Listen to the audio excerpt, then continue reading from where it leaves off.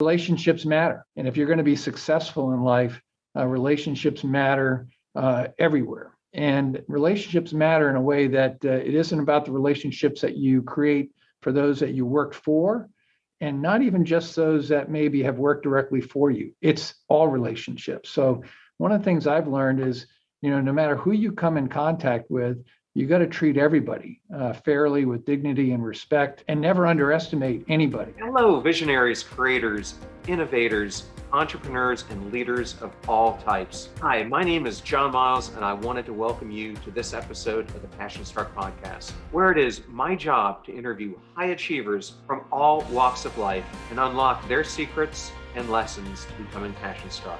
The purpose of our show is to serve you, the listener, by giving you lessons, tools, and activities that you can use to achieve a passion-driven life. Now, let the journey begin.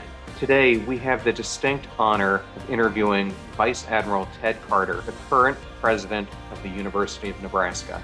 But before I get into the interview and more background about our guest, I'm going to start off with a quote from General of the Army's John J. Pershing, who is an esteemed graduate of both West Point and the University of Nebraska, who said, "A competent leader can get efficient service from poor troops, while on the contrary, an incapable leader can demoralize the best of troops." And I think that is a great lead-in to today's guest. And on our show, we are going to talk about President Ted Carter's rise from the Naval Academy and the lessons he learned there to becoming a fighter pilot and going to Top Gun, to his time on The Price is Right, to now leading the University of Nebraska and its student body of over 50,000 students across their different campuses. He's going to give his words and inspiration on so many topics, and you don't want to miss any of this interview. Ted Carter became the 8th president of the University of Nebraska on January 1st, 2020, following a national search by the Board of Regents. President Carter leads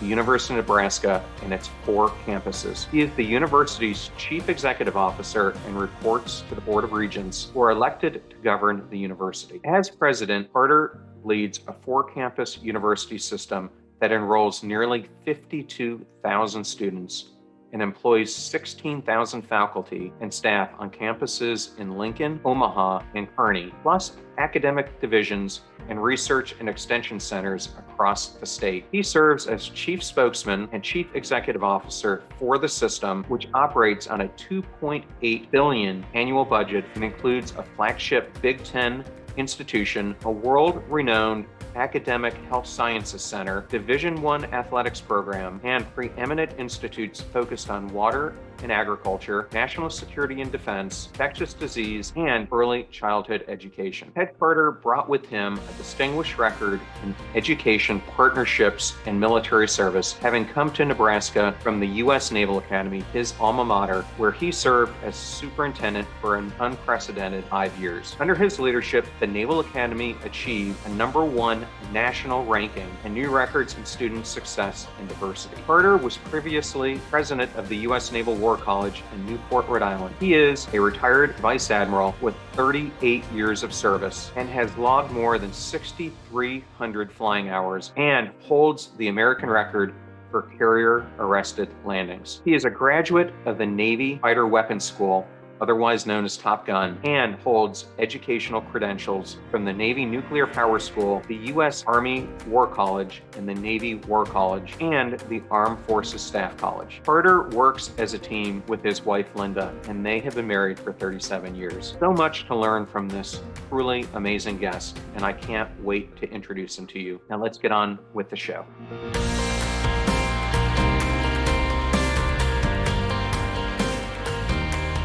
Welcome to today's episode of the Passion Struck podcast, and I am so excited to have with us Nebraska President Ted Carter on the show. Thank you so much for joining us today. Thanks, John. It's great to be with you. Well, it's great to have you here, and I thought since we're both Naval Academy graduates, an applicable place to start this interview would be to go back in time and ask you, what was that step that caused you to go to the Naval Academy instead of going to another university? Well, yeah, it's ancient history, actually. I mean, dating back to 1976, when I first met a midshipman from my neighboring hometown to come to my one high school that was in the town I grew up in rural Rhode Island.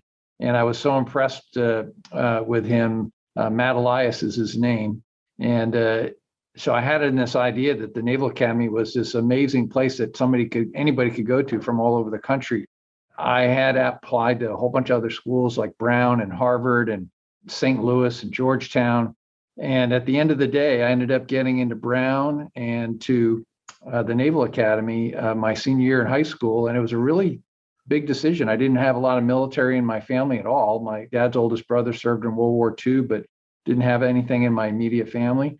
So I took a chance, and I took a chance into the unknown to go to a place like the Naval Academy, not really knowing what I was getting into. And I, as a superintendent, I got to see a lot of, faces and big eyeballs that would show up on induction day that were in that exact same position, which I think that's part of the story of my whole life is I've tried and gone into things that I really wasn't sure what it was going to be.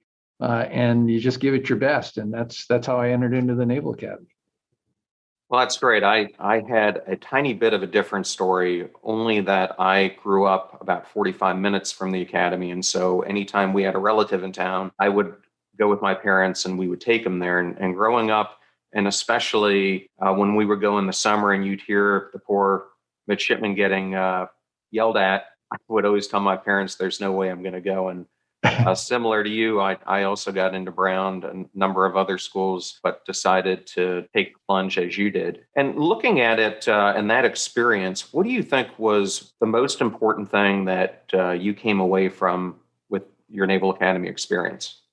I'd say a couple things. First of all, plebe summer was transformative for me, mainly because it was that time where you realize you can't really do anything on your own. It's all being part of a team. But also you had to deliver yourself. I mean, just the whole discipline of being a plebe and doing things and knowing all your responsibilities, learning how to be a follower. That was an important piece for me. And then an opportunity. I got an opportunity to play on the club ice hockey team. I got an opportunity to be on the Log magazine staff, to pick your academic major. All those things were opportunities that I just, quite honestly, didn't see as something that I would be doing. But those are the things that I did when I was at the Naval Academy. And those turned into leadership opportunities. I was a captain of the hockey team in my senior year in 1981. And then I ended up being the editor of the Log magazine my last 2 years at the Naval Academy. So I got tremendous amount of opportunity at turn from followership to leadership while I was at the Naval Academy. Yeah, so that's another thing we have in common. We're both hockey players, and I think my parents put my first pair of skates on me when I was 3 or 4 years old, growing up in New York and then the Midwest. But what do you think, because we were both varsity athletes, what do you think are some of the most important lessons you learned from being a varsity athlete that carried forward and how you became the leader you are today? I give everything that I got in terms of leadership and learning how to perform and high intensity, I call it sport, that turns into real life from playing on the ice hockey team at Navy. And it's one of the reasons I'm such a big supporter of all athletics at every level, whether it be at Annapolis or even at a place here like Nebraska, because of how much it shaped me, how much it matured me. Again, this idea that you're playing for something bigger than yourself individually, that the sum of all the parts turns into something much, much greater than even what the whole could be. And I was inspired by the captains that played before me. I got a lot out of watching them, how they ran the team. That helped shape my own way and that I wanted to lead. And I believed in this idea of empowering. I didn't have to be the best player on the ice. I didn't have to be, the expert in the room of any time a big decision was being made, how to work collaboratively so that you get to the best outcome. That's great. And I'm not sure if while you were there, they were doing this, but when I was there in the late 80s, early 90s, when the Capitals would play opposing teams, sometimes they would allow that team to practice at Dahlgren Hall. And Yeah. I remember marveling at those players because to see college hockey and then see NHL players is truly night and day. But we would always hate it because they would come and totally tear up the ice and it would take them a week to fix it. But I saw that, speaking of professional hockey, you had a unique experience to drop the puck in a special event. And I was wondering if you could go into that experience a little bit and what it meant to you. Yeah, we played host to the Winter Classic that was between the Washington Capitals. The same year they won the Stanley Cup, by the way, against the Toronto Maple Leafs. The game was in March. It was actually cold. We did it at the football stadium at the Navy Marine Corps Memorial Stadium. The NHL fell in love with Annapolis. The whole NHL administration, from the commissioner to those that ran the TV show itself, fell in love with our stadium. We sold it out. We had, the Olympic curling gold medal team there, the women's Olympic gold medal team there. It was a spectacle. It was, no kidding, a Super Bowl level event. The Capitals ended up winning the game. The gold medal curlers pushed the puck out to center ice on a stone. It landed right in the middle of center ice, and then I got to take the puck off the stone and drop the puck. It was just a surreal event across the board. And the Washington Capitals brought the Stanley Cup to the Naval Academy that I brought out in T court in front of the plebes just to tie it all together. And it was just, one of those life moments that you're never going to forget. What an amazing experience. And it's one of my favorite sporting events of the year because growing up playing pond hockey, it's the truest thing I can see to how I grew up as a kid experiencing hockey. And I think I remember watching that game, and you didn't have to deal with snow and some of the other elements that I've seen in other winter classics. But I've got to imagine if you got to talk to some of the players, it's probably one of their favorite events as well. We did. I went over to our ice rink where the Toronto Maple Leafs practiced. We didn't have snow, you're right, but we had incredibly high winds, 50-mile-an-hour winds, all the way up to the day of the event. So the professional ice hockey players did not get on the ice until game time, which was really a challenge. But to get to hang out with TJ Oshie and Alex Ovechkin prior to the game, and then get to talk to all of the NHL stars that were there. The thing was broadcast on Hockey Night in Canada, NBC Sports, so a lot of airtime. The whole thing was just incredible. It was an amazing event. And did any of the professional athletes say anything to you about their experience from seeing the Naval Academy that you took away from that? Absolutely. The general manager from Toronto, remember one of the greatest American players, Matthews, was on Toronto at the time. He came out after being on the ice and came over and talked to me and just said how much they were blown away by the experience. They got a lot of engagement with the brigade.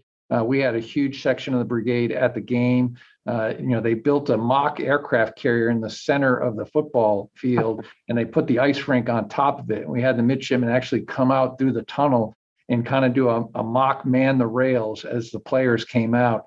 I mean, it's worth anybody that ever wants to go on YouTube and look at it. There's a shortened version of all the highlights of the game. It's really eye candy. Wow. I will have to go back and do that. And I'd encourage all the listeners or watchers of this podcast to go and do it as well, because from what I remember, it was just an incredible event and one of the best winter classics that there is. Well, for the listeners who are out there who don't know a lot about your background, typically a superintendent does a 2 to 3 year tour as the superintendent, which would be the equivalent of the president of a major university. And in your case, the Secretary of the Navy, as I understand it, asked you to do a few more years. So I think outside of one other superintendent, you have spent more time in that position before your current one than any previous leader. Is that correct? Yeah, you have that pretty correct, John. Chuck Larson did 2 tours, a 4-year tour as a 3-star, and then came back as a 4-star after the cheating scandal in 1993 and served another 3-year tour. So he did 7 years total, but I served 5 years continuously, which is the longest continuous time in the seat, if you will. A lot of people may not be aware that when you become the superintendent in the modern era, and I'm saying now over the last 20, 25 years, you're expected to retire from that position so that you're not trying to compete or wait out the clock to go to some other position as a flag officer. So I was relatively young as a superintendent, and the Chief of Naval Operations, John Richardson, and the Secretary of the Navy asked me to stay on a little bit longer, which I was happy to do. It's an exhausting position just because of all the interactions you do with Congress, with the alumni. but I loved it, and my wife loved it, and we stayed there 5 years. I'm not sure that's a natural act, and I'm not sure it's for everybody, but it worked out well for us. And can you tell the listeners who aren't familiar with the Academy why that position is so challenging? Well, I mean, there are three major service academies: West Point for the Army, Air Force Academy out at Colorado Springs. But because of our proximity to Washington, D.C., 33 miles, we are the service academy that gets visited the most by far by anybody in Washington, D.C. And many of the members of Congress, whether they be in the House or the Senate, they would not likely go to the more remote areas up in West Point, an hour north of New York City, or out to Colorado Springs. They'd come to the Naval Academy. So I spent multiple visits a week hosting members of Congress so that they could, help shape who they were going to nominate to send to their various service academies. And they looked to us to be kind of their gold standard for what a service academy would be. And not that the other service academies don't have passionate alumni, but I would tell you ours at the Naval Academy is a step above. 60,000 plus living alumni is typically around the number that we have. And keeping them up to speed, talking to them, whether it be their visits for home football games or just around the year, is totally involved. We hosted things at Buchanan House, the home of the superintendent, at a very high rate. It's the second most visited house in the entire Department of Defense. I had no idea. I have the data to prove that. We hosted over 70,000 people in our home over the course of my time there. And graduation week, commissioning week is its own thing. I called it the 10,000 handshake week because that's how many handshakes I would do typically during commissioning week, between seeing 5 guests for every graduating senior that would actually come to the house, hosting the Blue Angels event, the parades, and then of course graduation itself. So you just have to be comfortable being out front, being in the public eye at a whole nother level. And then, of course, engaging with the brigade. I mean, that's an opportunity and a chance to really help shape their future leadership vision by getting a chance to be with them. And, not every superintendent embraced that. I chose to do that. So I spent a lot of time, not just at sporting events, but a chance to engage at the company level, to go to different leadership talks. I actually enjoyed that probably as much as anything I did. Well, I know not to the extreme that you experienced, but my last corps when I was on active duty, I was at that time was called JADF East. Now it's called Joint Interagency Task Force South. And we had basically a similar phenomenon because it was in Key West. We had so many visiting dignitaries that every single weekend we would give flag briefings. And for me, it was a great experience because as a lieutenant junior grade, I got to brief Secretary of the Army, of the Navy, a vice president, tons of flag officers, CIA, brass, FBI operatives, etc. So, but as I can very well vouch, it does get tiring once you do it time and time again. And it's a never stopping process because they were there every weekend. So I do appreciate what you're saying. So you mentioned Admiral Larson and that cheating scandal. And fortunately or unfortunately, I had a very firsthand experience in that because not only was I a midshipman at the time, I was on the brigade honor staff and had to proceed over those honor boards. And I know since that time, there have been a number of changes that have taken place that if some alumni of either the Naval Academy or other service academies, I know some of the other service academies have made similar changes. But when we were there, it was pretty black and white. If you broke the honor code, you were expelled. And I understand today it's changed in that if you commit an honor offense, there are procedures in place that give people a second chance. And I was hoping you might be able to describe that change and why it came about. Sure. So when I got there, I had a sense, and this is sometimes maybe more of a lesson in how to avert a crisis. I mean, it's in the news now. I mean, West Point just had the largest cheating scandal they've had probably in 50 years. I wasn't sure that we weren't ripe for that to happen again when I showed up in 2014 as a superintendent. I looked at the honor concept as it was written when I took over as superintendent, and I realized that it was in need of something maybe to be more modernized that would resonate with the midshipmen of then that today. We embarked on a full-scale look at it. I was very fortunate. Vice Admiral retired Jim Satterholm, who is, I want to say, class of 53, Bill Lawrence, who was my superintendent, who had passed away, and Ross Perot, who was still alive when I came in as superintendent. They were really considered to be kind of the founders of the honor code or concept. I spent time with both Ross Perot and Jim Satterholm to talk to them about how they visualized what the honor concept would be when it was put in. I mean, the honor code really goes all the way back to really about the 1900s, early 1900s at the Naval Academy. So we went and looked at making sure we understood the difference between a code versus concept. As you point out, code is more black and white. Concept is more about what it is that you're intending to do. In other words, motivating midshipmen to want to embrace this ideal of not lying, cheating, or stealing. So when I took over, the concept was in place, but we rewrote the concept so that it was more of a motivational way of life that would set midshipmen on a course to take this on for the rest of their Navy and Marine Corps career. Now, this idea of, being able to have some sort of small mistake, this idea that you could be corrected should you have a mistake early on, was actually in the very first concept in the 1950s. And a lot of people don't know that. So I did not know that. Yeah, it was never really intended to be pure black and white, but we tried to categorize it a little bit better. In other words, you could make a mistake up to a certain point that might not have been viewed as intentional as a plebe, less so as a youngster. But by the time you're a junior or senior, there's no more wiggle room there. There's no more place for you to be rehabilitated, if you will. And that was kind of the guidance that we took. Now, did I kick out plebes for honor concept violations? Absolutely. If you were shoplifting, I had a couple of cases like that. We didn't have a lot of tolerance for that. So I guess what I'm telling you is every case stood on its own merit. Did we have large swaths of midshipmen cheating on a professional exam?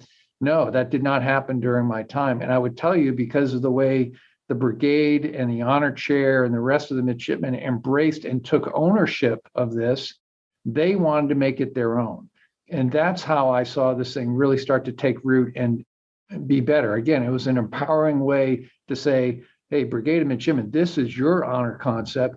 We in administration will be the adjudicators of it at some point. And every time I had to deal with an honor case in my office, at that final stage after somebody went through that, I put tremendous amount of weight in what the midshipmen stripers would say to me in terms of how to adjudicate. And oftentimes their input to me was not what the rest of the chain of command said, not what the company officer said or the battalion officer, or even what the commandant recommended. I wanted the midshipmen to own the concept. And maybe that's my own personal mark that I put on it while I was there. Well, that's some great background. And in many ways, I wish at the time I was there, we had something similar to that, because one of the hardships that I thought of going through it when I did was there were two midshipmen who were actually at the top of their class who came forward and I thought did a very honorable thing by bringing to the authorities that this large AA cheating, electrical engineering cheating exam had taken place. And unfortunately, instead of kind of being applauded for doing the right thing and coming forward, they were both dismissed. And then it unfortunately spiraled out of control after that. But I don't want to go down that rabbit hole today. What I'd prefer to do is kind of do a segue between, now that you're the president of the University of Nebraska system, how is the honor code there, or the way you would apply it, different from what it would be at Service Academy, or are you taking a similar approach? Yeah, this is a monster institution. So I lead 4 campuses. The flagship is the University of Nebraska, the Cornhuskers. That's a campus most people would resonate with. 5-time national champions in football. One of the most iconic football stadiums in all of football, Memorial Stadium, holds 90,000. Been sold out since 1962. So people in Nebraska love their football. But we have three other fantastic campuses: a rural campus out in Kearney, which is in the middle of the state, founded as a teacher's college; a metropolitan campus in Omaha, which is also a fantastic STEM-based school and welcomes many, many more minorities than most any other school here in the Midwest; and then a medical center that is a medical school in Omaha as well. So it's 52,000 students as a system, about 16,000 faculty and staff. And I would tell you that they embrace the honor concept here. That is well written into a lot of their strategy and how they run on their campuses. And the student body government leaders are very engaged here. It's kind of like the six striper, brigade commander at the Naval Academy, and they are on our board, the Board of Regents. So the Board of Regents is 12 members, 8 publicly elected, and 4 student body leaders. And we are involved in driving and making policy and fiduciary oversight. So it's really a fascinating leadership challenge to run a system like this. But again, it's not top down, it's bottom up, which to me is similar to the way the Naval Academy, one of the reasons it's always been so successful. So for you, leaving the service, were you looking for this opportunity at Nebraska, or how did it come about? Well, the truth is, and just like I went into aviation, just like I went into the nuclear power program, and a lot of things that happened to me in my life, to include going to the Naval Academy as the superintendent, they found me. I had already signed on for another job with a software company after I retired in 2019. My wife, Linda, and I were on kind of retirement vacation, and I got a call from a search company that was charged with finding talent to apply for this job.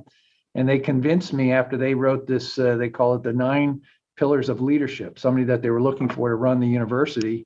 And when they showed those to me, I was inspired by what they were looking for. I would say I'm a bit of a non-traditional university president. I don't have a PhD. I don't come from academia, even though I ran the Naval War College and I ran the Naval Academy for my last active duty years.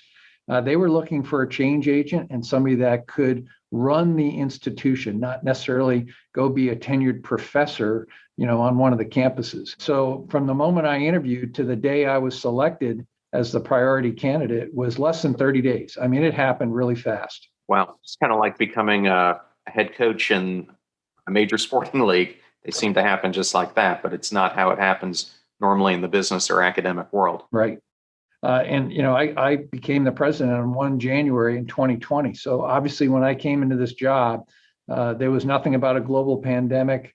The first word of things coming out of Wuhan, China, occurred about 3 to 4 weeks later. And so the majority of my tenure here as a University of Nebraska assistant president has been working through a global pandemic. Well, I was doing some research on that to get prepared for this interview, and I saw you took some pretty amazing steps. One of them was, I think, curtailing enrollment fees for a couple of years, if I have it right, which ended up having kind of an unexpected result of allowing more and more underprivileged students to come to the university. I'm wondering if I have that correct and if you could explain that in some more detail. So once I got a sense of how big this pandemic was going to be, and that was somewhere around early March, like every other major university in the country, we had to go remote right away to just try to protect our students, our faculty, and staff. But I realized this wasn't going to go away. And for us to be successful in completing our mission, which is to educate not just Nebraskans, but people all over the world, we had to take some bold steps. And I equated some of the steps that we took to being in high-end intensity combat. Even in a globalized world where you've got a ton of information, a whole bunch of intelligence, once you actually go into a combat mission, there's still the fog of war. And we were dealing with the fog of COVID.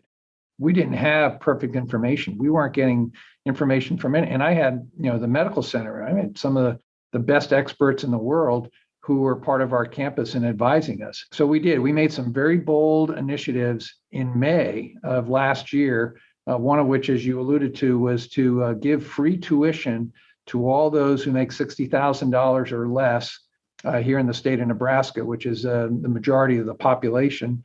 We froze tuition for everybody for 2 years. We changed the academic calendar so we would minimize travel. I reduced the cost of online education significantly by 9% because I knew more people would want online education.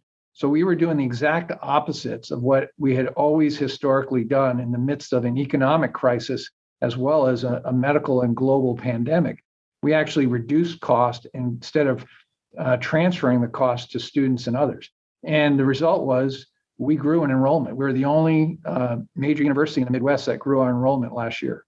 How much of a difference did that make, do you think, in the way the population in Nebraska saw the university and in how people, how that's changed the whole dynamics of the student body? Yeah, we are such a centerpiece of the entire state of Nebraska. I mean, I talked about, being in the public eye when I was the superintendent of the Naval Academy. This is to that level and maybe even a little bit more. I mean, Nebraska is an agricultural state. 90% of the entire landmass is farmland or ranches. So that is the number one economic driver of the entire state. But a close second is the university. So to give you a sense, we return about $7.50 for every dollar the state gives us that helps drive the state economy. It's a rather remarkable institution that serves the people. And just like the Naval Academy, our centerpiece of athletics, Husker athletics, does not run one bit on a single dollar from the state. It's self-sustaining. It's one of the top 10 financial programs in the country.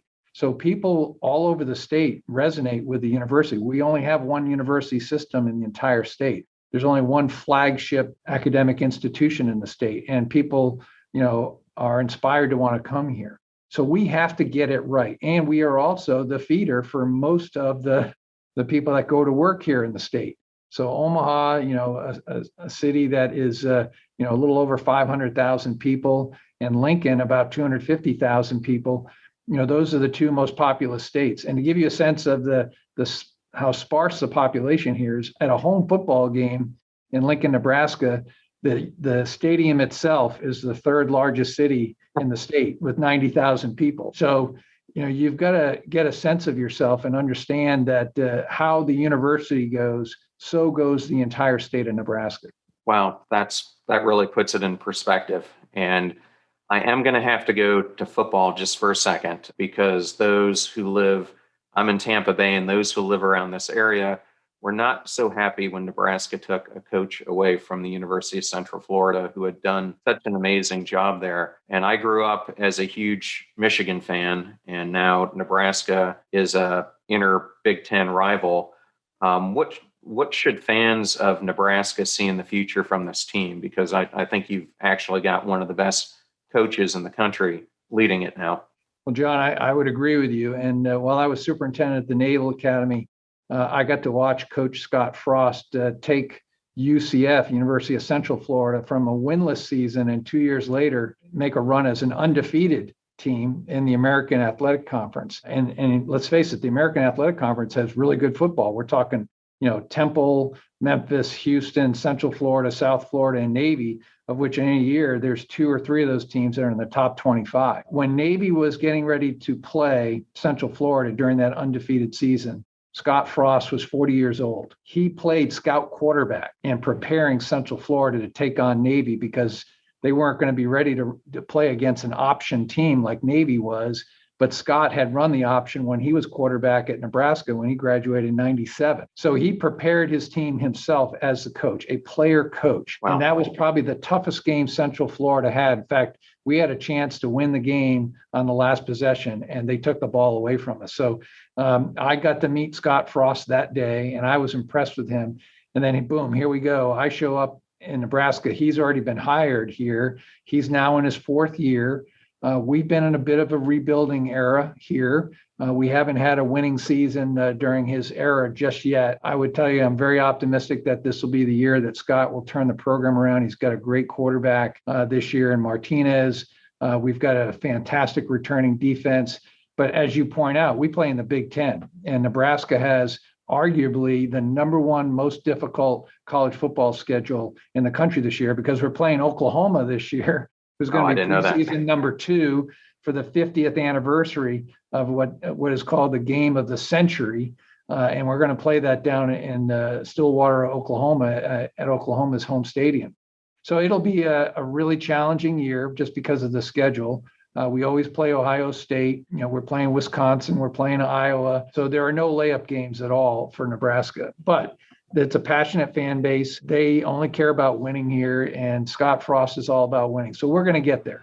Did you know that Forbes magazine recently cited that 70% of individuals who do personal development, masterminds, and one-on-one coaching benefited from better work performance, increased communication skills, and overall better relationships? And we at Passion Struck are obsessed with self-development, coaching, and mentorship. That is why we've created a free resource to help you unlock your hidden potential. Because people doing great things in business and life are just like you, only they've had a coach along the way. And we've got that covered too. Let us show you the systems and frameworks that we teach growth-minded individuals to help them step into their sharp edges, execute on their passion journeys, and get predictable results time and time again. Go to passionstruck.com/coaching right now and let's get igniting.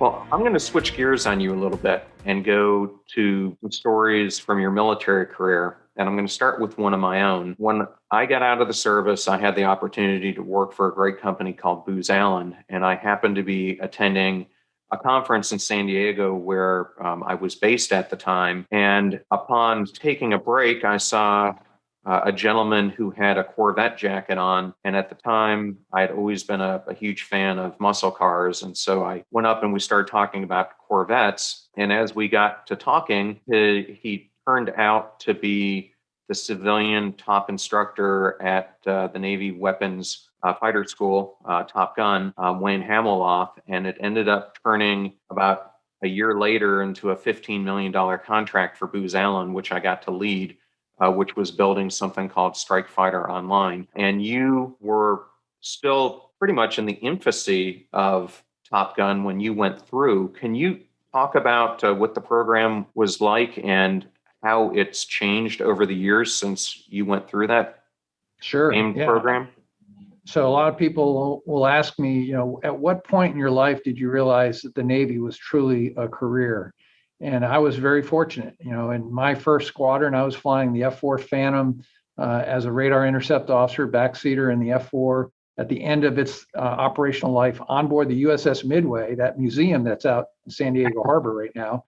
And it was a 35-year-old aircraft carrier, in the early 80s. Remember, this is a ship that was built in World War II. So I got to go to Top Gun while I was a 25-year-old lieutenant in that squadron.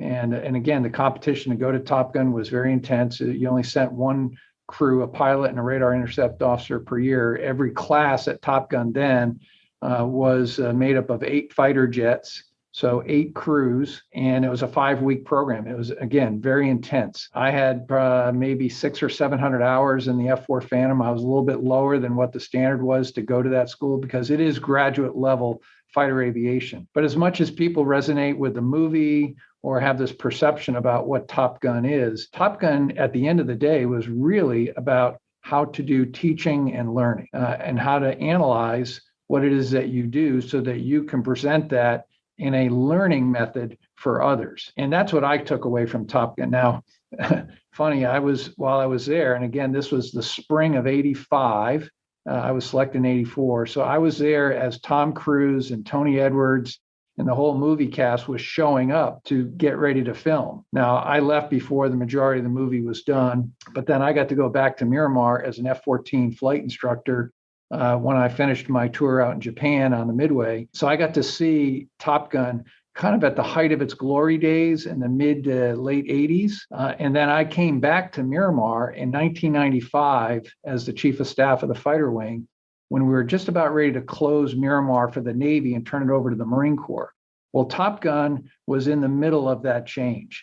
So Top Gun moved from Miramar in 1996 to Naval Air Station Fallon. And I would tell you that was the time when Top Gun kind of really changed their whole approach. It became much more of a full-length graduate school for strike fighter operations in terms of who we pick to go through there, what it means once you graduate from there. There's a whole different career path now for those that wear the patch and go on to that. But I would tell you this one thing, the one thing that has remained is this idea of becoming, a master teacher, educator, and learner.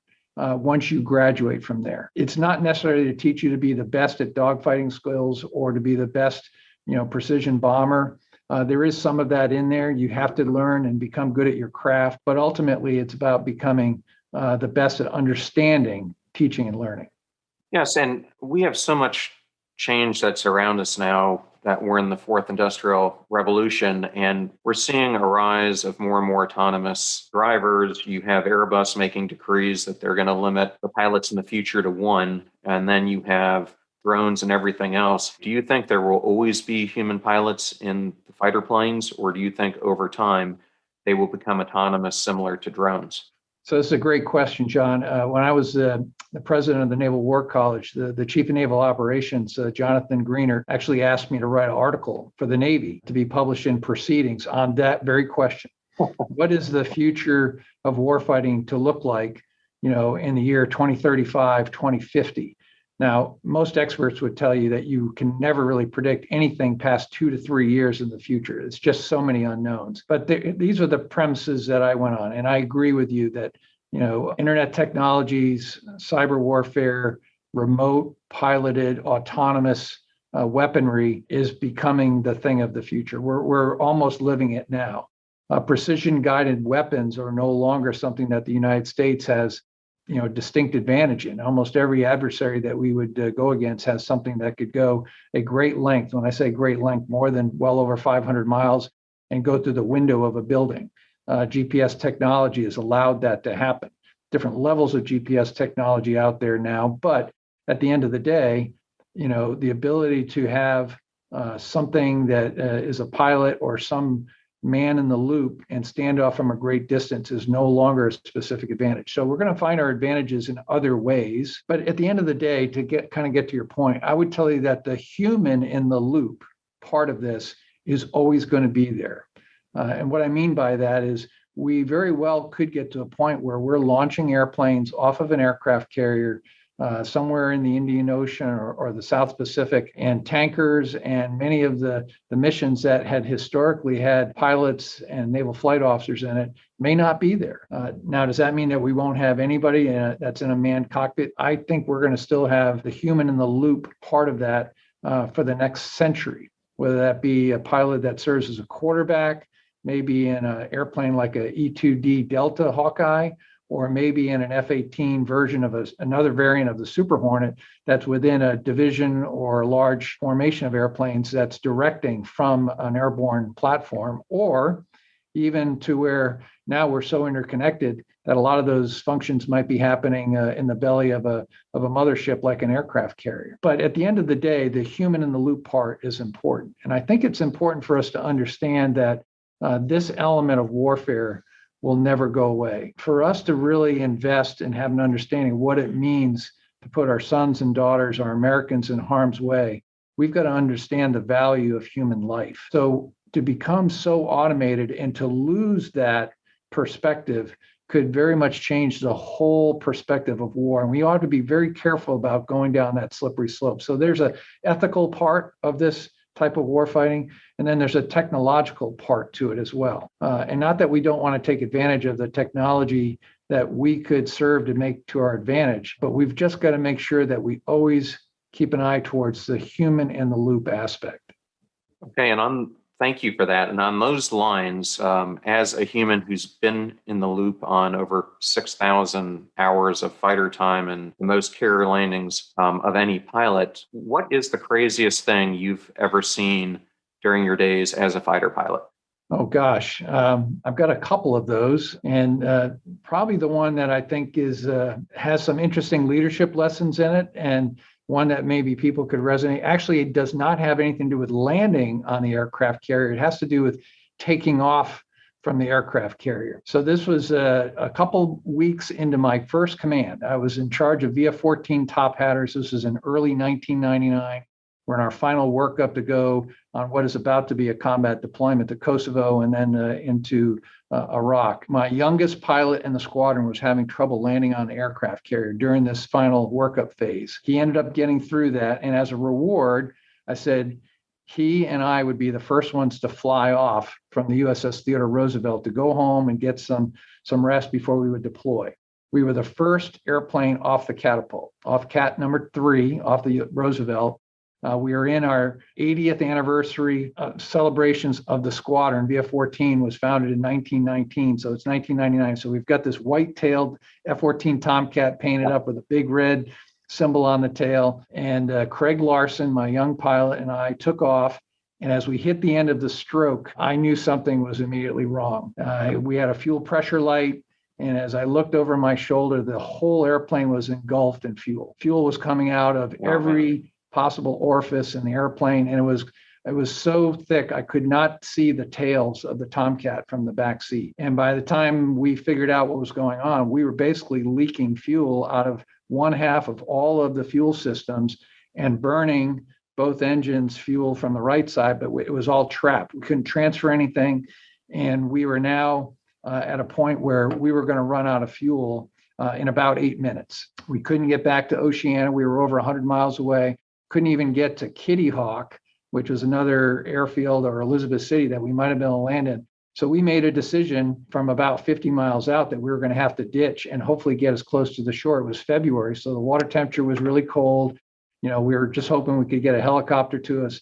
Well, as we were in the descent, thinking about how we were going to ditch this F-14 Tomcat and all the procedures, and of course, you'd say, well, why didn't you just do a controlled ejection? Well, there was fuel everywhere, and the rocket off of my ejection seat would have likely exploded the airplane and killed Craig. So that wasn't an option. As we were in the descent, I spotted an airfield that was not on my charts, that was in Dare County, North Carolina, and we made a last-second decision to put that Tomcat down on a runway that was only 3,000 feet long.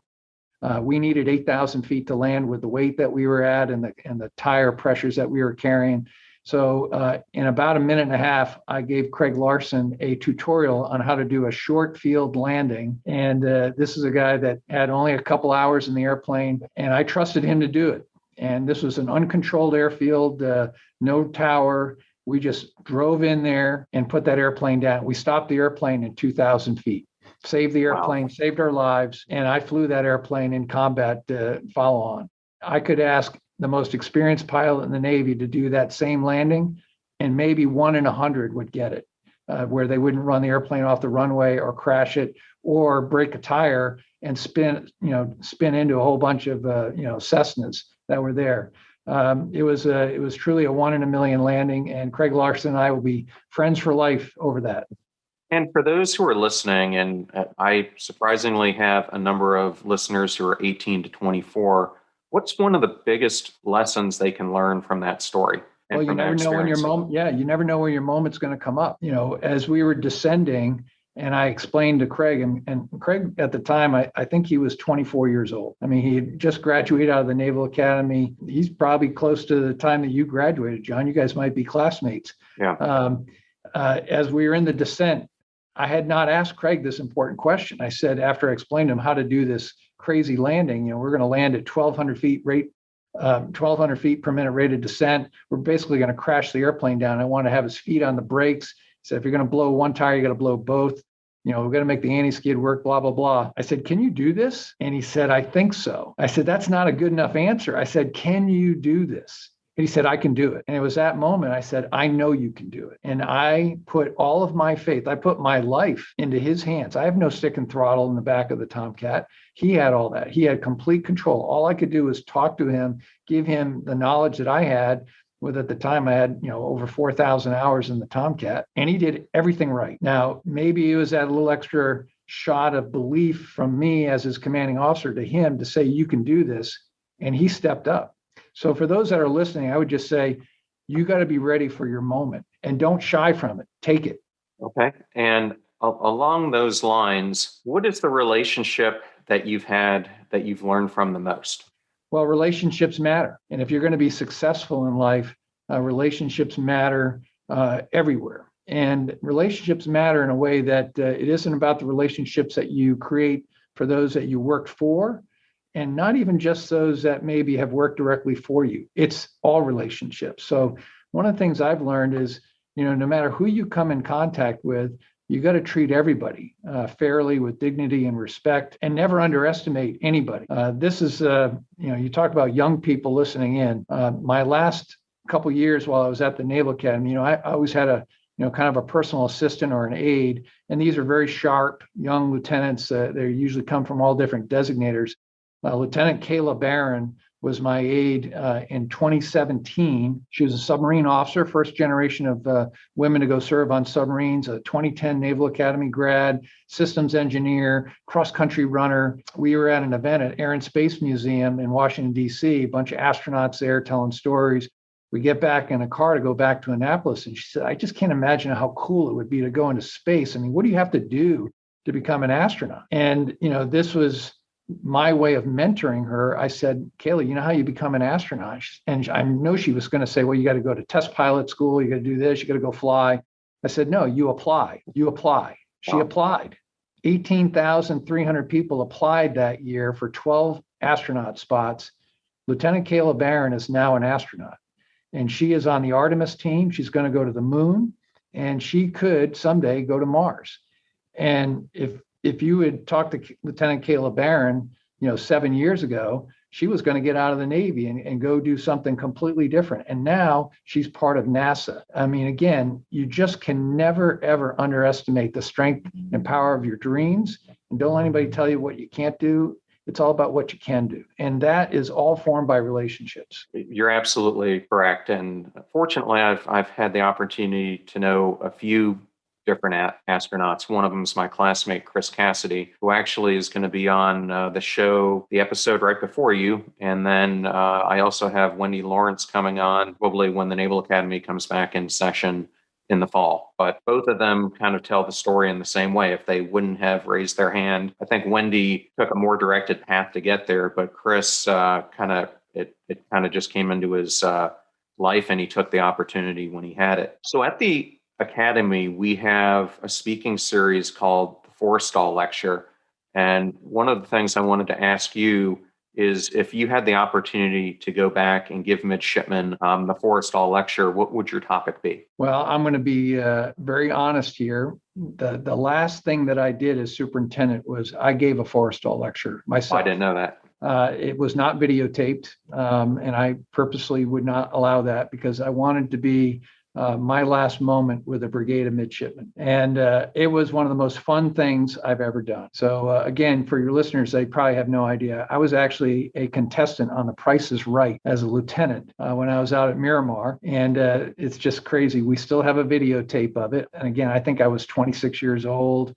I showed clips of Lieutenant Carter with Bob Barker on The Price is Right on the huge screen inside Alumni Hall for the brigade to see what their superintendent looked like. And what an absolutely idiot I was on stage trying to play for a car. The brigade lost their minds. They were having so much fun with it. And then instead of having the brigade stand to attention when I walked up onto the big stage, while they were enjoying this 30-second clip of The Price is Right, everybody got silent and they said, Admiral Carter, come on down. So I ran in from behind the brigade like I was going onto the stage of The Price is Right.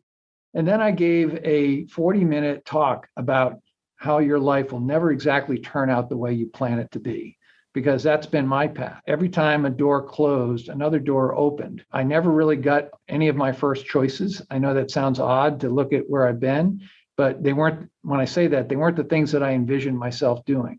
But I always said yes, even when the yes was hard, and the yes included a lot of unknowns, and went through that other door and just gave it my best. So that was the talk that I gave to the brigade. And I still hear from midshipmen that resonate with that.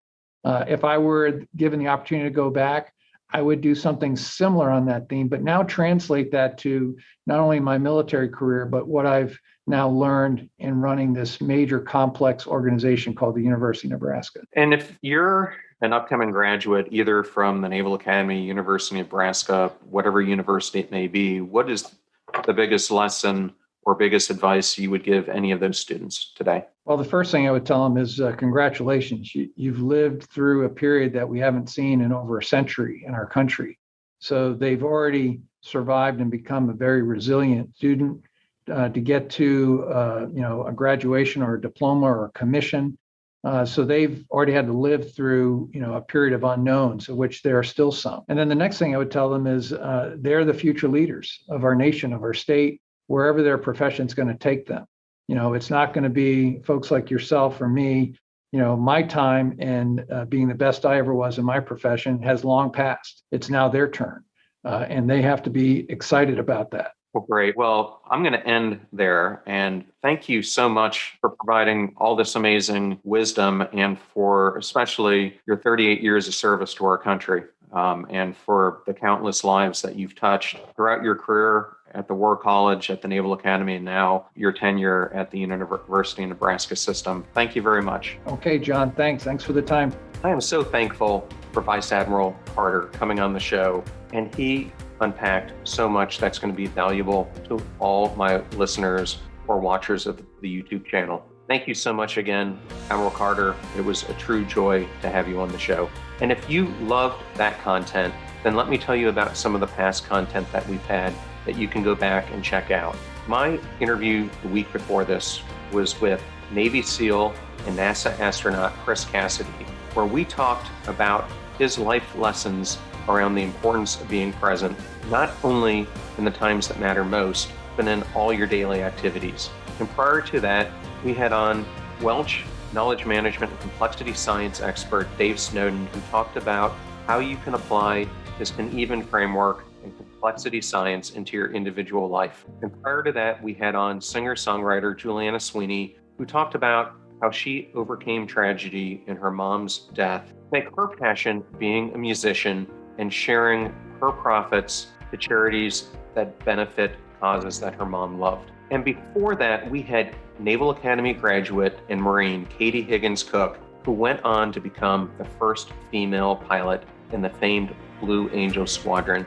And we talk about both her journey of getting there and now her journey as she is transitioning out of the military and into civilian life. And prior to that, we had on guests such as Chef Sharon Guerin, culinary queen, who went from working 5 jobs to within 18 months making multiple hundreds of thousands, pursuing her passion as a chef. Her mentor, Maria Mattarelli, who is an expert in using personal agility to ignite your life. West Point graduate Hugh Campbell, who after the military became a serial entrepreneur in the Tampa Bay area. Matt Berzina, who's the human builder and so passionate about how you should use the other 23 hours of your life. Master Chief Tuck Williams, who talked about all his lessons learned in over 25 years of military service. Giles Stewart, who discusses how he found his passion in retirement and how that passion has now changed his life, and so many more. Thank you, as always, for taking the time to watch the show and helping us become one of the top 1.5% of all podcasts listened to in the world. And if you would like our help in helping you individually improve your performance or helping you on your own passion journey, please hit us up on passionstruck.com. And if you need someone to work with you in your business and you're trying to create a Passion Struck culture, whether that's in your function in a larger organization or in a small business or startup, we're here to help you as well. And until then, keep on igniting your passion journey. Thank you so much for joining us. The purpose of our show is to make passion go viral. And we do that by sharing with you the knowledge and skills that you need to unlock your hidden potential. If you want to hear more, please subscribe to the Passion Struck podcast on Spotify, iTunes, Stitcher, or wherever you listen to your podcasts at. And if you absolutely love this episode, we'd appreciate a 5-star rating on iTunes and you sharing it with 3 of your most growth-minded friends so they can post it as well to their social accounts and help us grow our Passion Struck community. If you'd like to learn more about the show and our mission, you can go to passionstruck.com where you can sign up for our newsletter, look at our tools, and also download the show notes for today's episode. Additionally, you can listen to us every Tuesday and Friday for even more inspiring content. And remember, make a choice, work hard, and step into your sharp edges. Thank you again for joining us.